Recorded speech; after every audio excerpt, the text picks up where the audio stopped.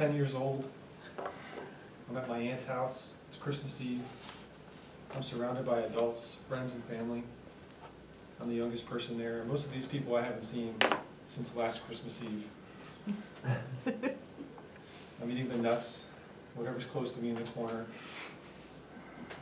Occasionally adults will feel compelled to come over and talk to me and ask me questions. And it usually falls into two categories. So, how's school? It's okay, I'm fine. So, this is number 2. What do you want to be when you grow up? I don't know. Please leave me alone.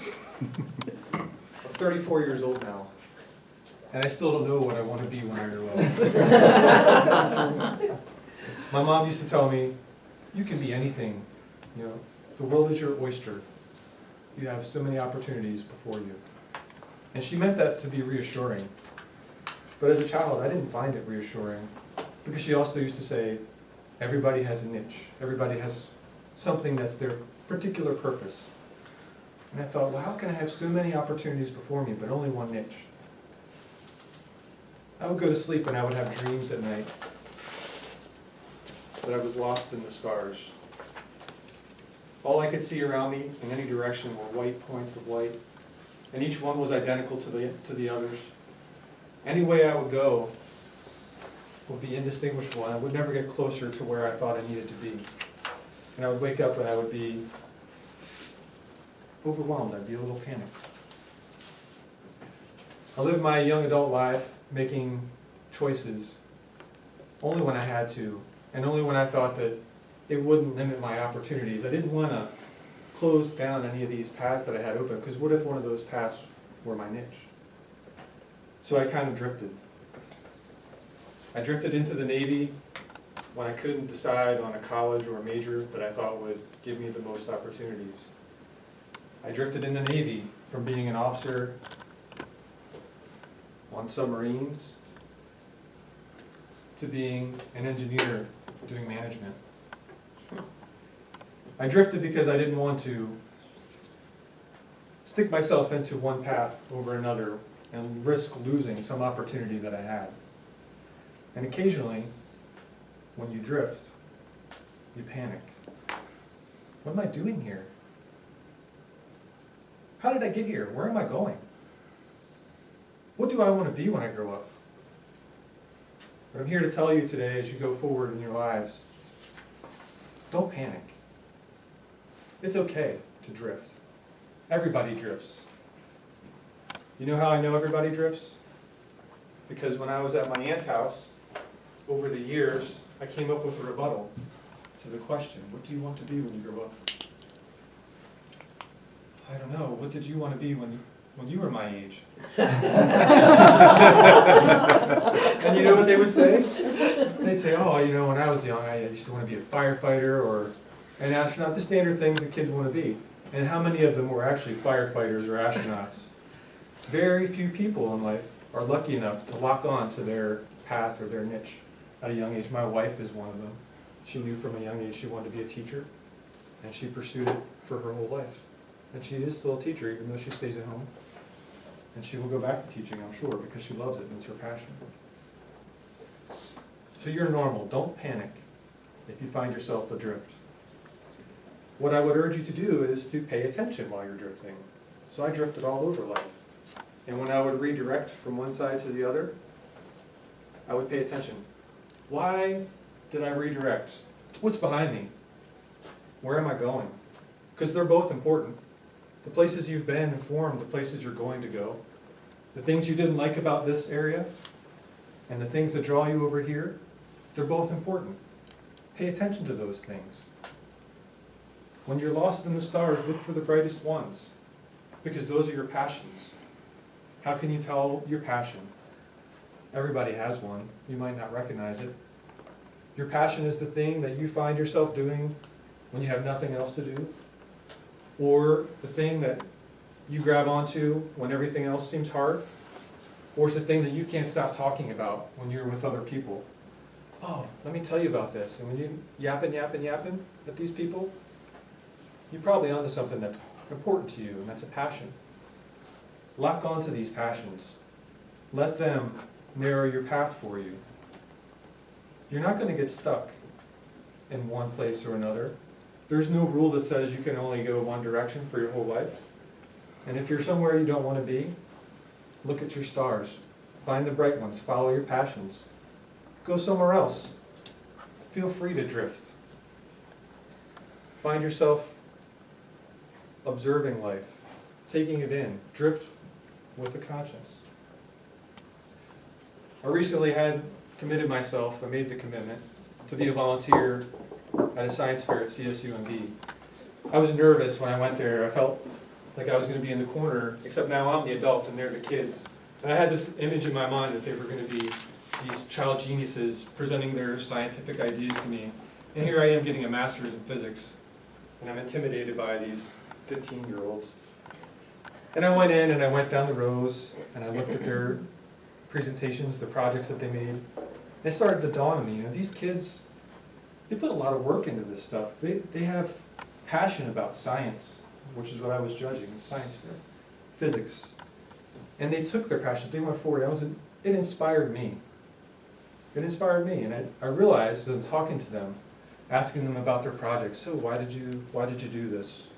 Oh, well, this is an example. One kid, he did a study on pine cones falling and dropping on people's heads because he read a story about somebody who was killed by a coconut. And he was so interested in it. He did a rigorous scientific study on falling pine cones. And in my talk with him, I did have something to offer him. And I realized, I went home that day and I'm telling everybody, oh, I went to a science fair. It was so cool. These kids had so much passion. And my wife's looking at me and she says, you have so much passion. And you know what? I didn't realize that until now.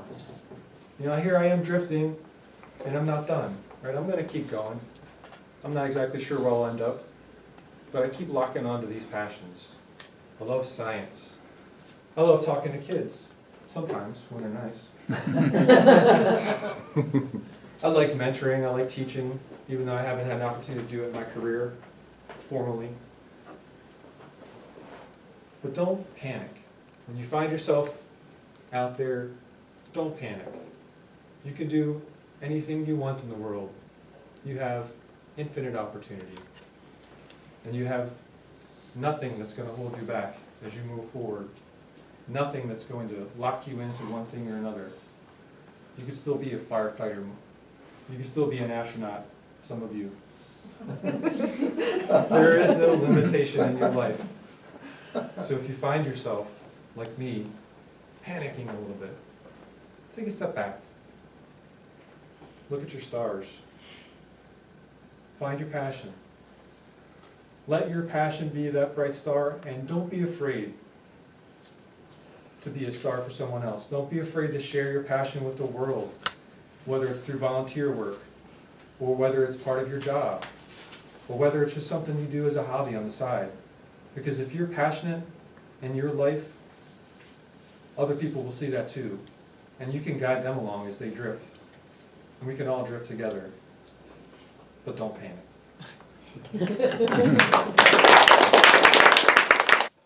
It's a real privilege and honor anytime that you get to evaluate a number 10 speech, but especially to evaluate Tom's number 10 speech. And I appreciate the fact that you're all going to help me do this, but I'll lead off and try to give a more traditional evaluation. Of course, the purpose of a number 10 speech is to inspire us. And I know that I was very much inspired by the speech that Tom delivered. He had a specific purpose, and that was to tell us when we drift lost in the stars, it's okay. We can find our purpose in life. And he dealt with that most fundamental theme that we all face in life. What is my purpose? Why am I here? And he gave us insights that were very personal, but which related well, I believe, to anybody. Feel free to drift. Drift with consciousness. Be inspired by passion and find those brightest stars when you need some direction based on that passion. those are things that I truly appreciate from your speech. You had a wonderful opening where you started in the corner, and you took us back to yourself as a 10-year-old, and you went back there in the speech, and I think that was a marvelous device. And you used your positioning on the stage, and your body language, and everything to really sell that to us. And it showed us that we're all still a child inside, even when we're 34 years old, and we've moved this far through our journey.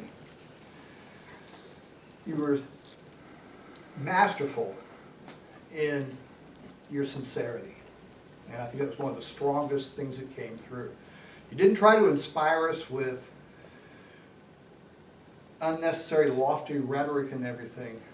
You appealed to our humanity, and you gave us such a strong set of stories to identify with, to illustrate your points. Talking about the science fair, your 10-year-old self, your dream of drifting in the stars, all things that were personal to you, but were universal to us. Your voice was very smooth and natural, but I think you could have included a little more vocal variety to improve it. Your gestures were mostly spot on, but you did stand with your hands in front of you rather to the side, and sometimes you made some sweeping gestures that weren't in tune with what you were saying. You could have used this right side of the stage a little more to contrast your 10-year-old self and gotten over here, because you tended to favor this left side for the audience. Wonderful speech. I think one of the most inspiring that I've heard, and I'm delighted that you shared these 10 speeches with us. Thank you so much, Tom. Now,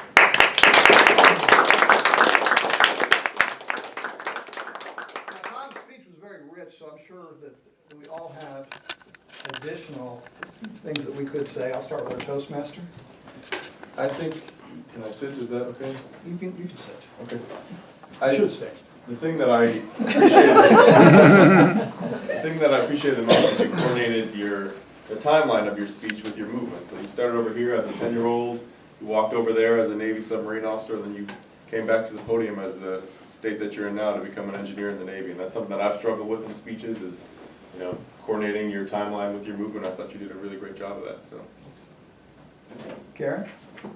Just one observation. Okay, I really like Tom's speech. I like the content, making me think about what's my situation right now. Yeah. Thank you. Fred?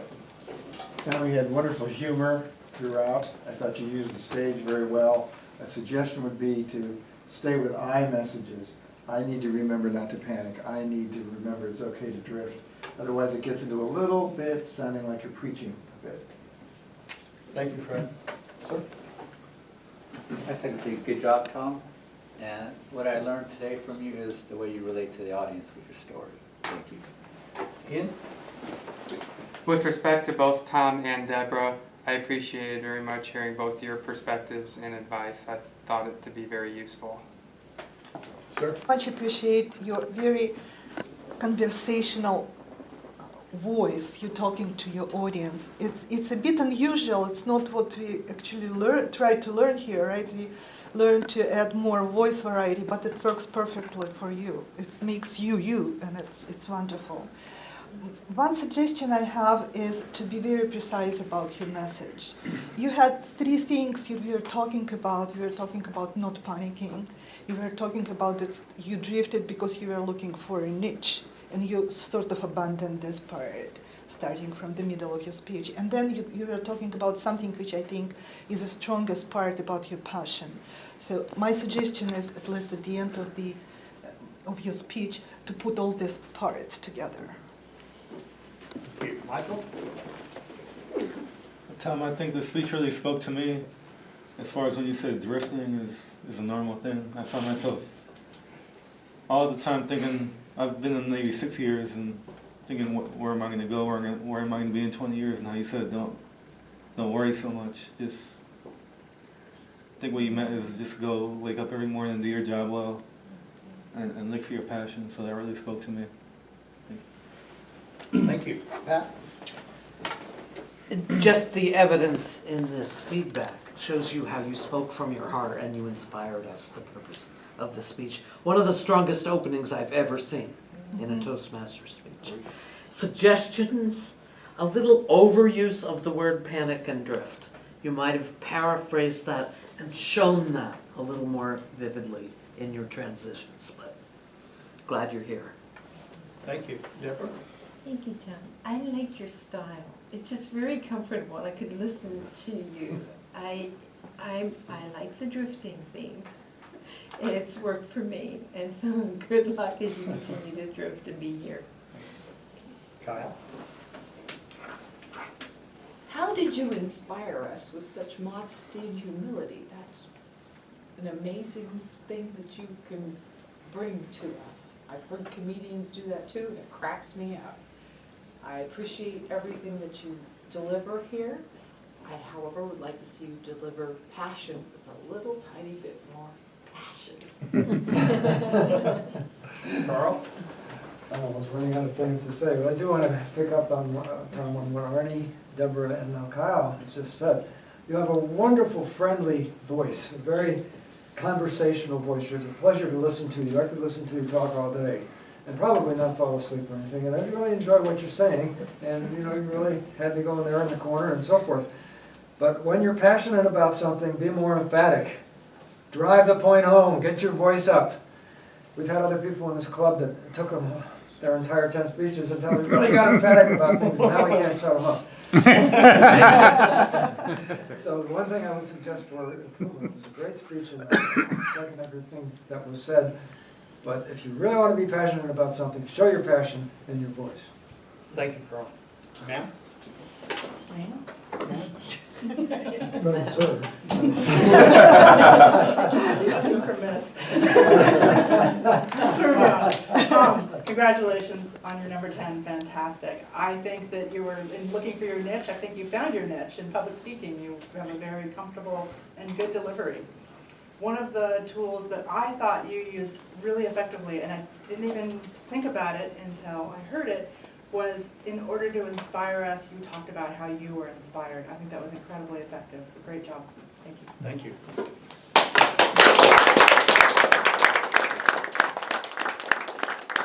I love this club. What wonderful feedback for Tom. And Tom, you inspired that. And that's a testament to how much you've given to us over these last 10 speeches. And we expect even more out of you in the future. Thank you.